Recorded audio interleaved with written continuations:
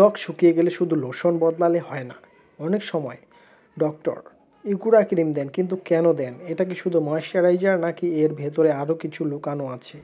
আজ 3 মিনিটে আপনাকে সহজ করে বুঝিয়ে দিচ্ছি ইকুরা ক্রিম আসলে কী করে এবং ঠিকভাবে ব্যবহার না করলে কোন ক্ষতি হতে পারে।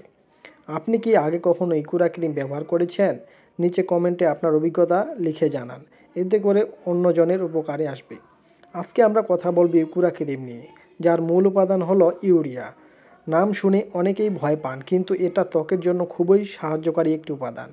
ইকুরা ক্রিম আসলে কি করে? ইউরিয়া ত্বকের ভেতরে পানি ধরে রাখতে সাহায্য করে। এতে ত্বক নরম থাকে, রুক্ষভাব কমে এবং মৃত চামড়া গলে যেতে শুরু করে।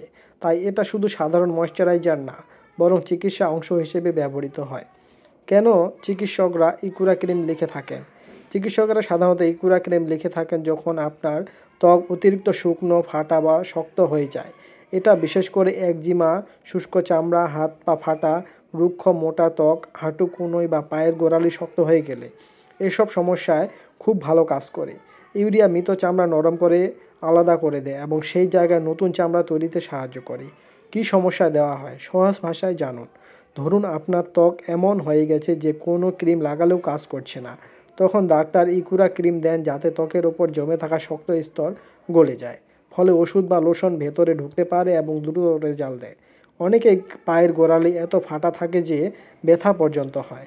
ইকুরা ক্রিম এই শক্ত অংশ নরম করে এবং ব্যথা কমাতে সাহায্য করে। একজিমা বা দীর্ঘদিনের শুষ্ক ত্বকেও এটা বেশ কার্যকর। ব্যবহারের সঠিক নিয়ম: 1 নম্বরে ত্বক পরিষ্কার করুন। মনে রাখবেন, ইকুরা ক্রিম সবসময় পরিষ্কার এবং শুকনো ত্বকে ব্যবহার করতে হয়।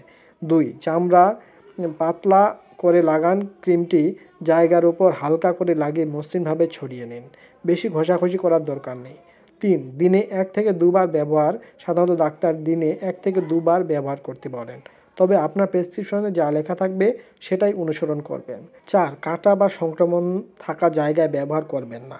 ত্বক কেটে গেলে, জ্বালা করলে বা ইনফেকশন থাকলে ইকুরা ক্রিম ব্যবহার করা নিরাপদ নয়।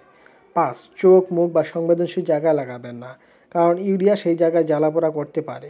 6 নম্বরে 2 সপ্তাহের রেজাল্ট: সাধারণত 10 থেকে 14 দিনের মধ্যে ত্বক ভিজিবলি নরম হয়, ফাটা কমে এবং রুক্ষ ভাব দূর হয়। সাধারণত পার্শ্ব প্রতিক্রিয়া: হালকা জ্বালাপোড়া, লাল ভাব বা একটু চুলকানি হতে পারে। খুব বেশি হলে ব্যবহার বন্ধ করে ডাক্তারকে জানান। ইকুরা ক্রিম ঠিকভাবে ব্যবহার করলে রুক্ষ, শক্ত বা ফাটা ত্বক দ্রুত নরম হতে সাহায্য করে। এটা শুধু স্কিনের সৌন্দর্যের জন্য না, বরং চিকিৎসা অংশ হিসেবে দেওয়া হয়। আপনার ত্বকে কোনো সমস্যা বেশি হয়, কমেন্টে লিখে জানান। ধন্যবাদ।